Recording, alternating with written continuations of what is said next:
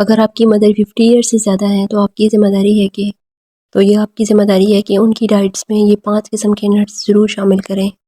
सबसे पहले बादाम, वो भी सोक करना है, जो हम भिगो के रख देते हैं और फिर उसको हम छीलते हैं, तो ये बहुत इंपॉर्टेंट है। ये उनकी ब्रेन हेल्थ के लिए बहुत अच्छे हैं, उनकी बोन हेल्थ के लिए बहुत अच्छे हैं और उनकी स्किन के लिए भी बहुत अच्छे हैं, क्योंकि इसमें कैल्शियम भी है और इसमें विटामिन ए भी है, जो आपके लिए बहुत ज़रूरी है। नंबर 2 जो आपने शामिल करनी है वो है फ्लैक्स सीड्स, और इसको अलसी के बीज कहते हैं, और इसको पीस कर इसका पाउडर बनाकर आप इसको दही में भी शामिल करके दे सकते हैं।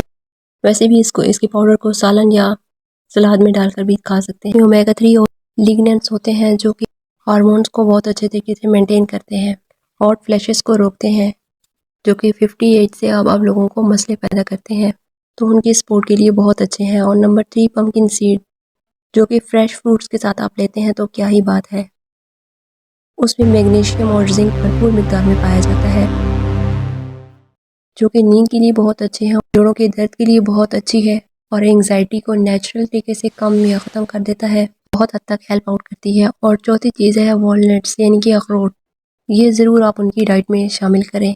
ये सिर्फ आपकी ब्रेन हेल्थ के लिए नहीं बल्कि इन्फ्लेमेशन के लिए भी बहुत अच्छी है। और जैसे ही आपकी मदर की एज ज़्यादा होती जाती है, उनकी अगर घुटनों में, जैसे आपकी मदर को एज में आकर पेन वगैरह स्टार्ट हो जाता है, तो उसके लिए ये बहुत अच्छा है। और फाइनली 5वें नंबर पर सेसमी सीड्स, ये वो चीज़ है जो ज़्यादातर लोग इग्नोर करते हैं। एक छोटा सा चम्मच रात को आपने सोने से पहले लेना है।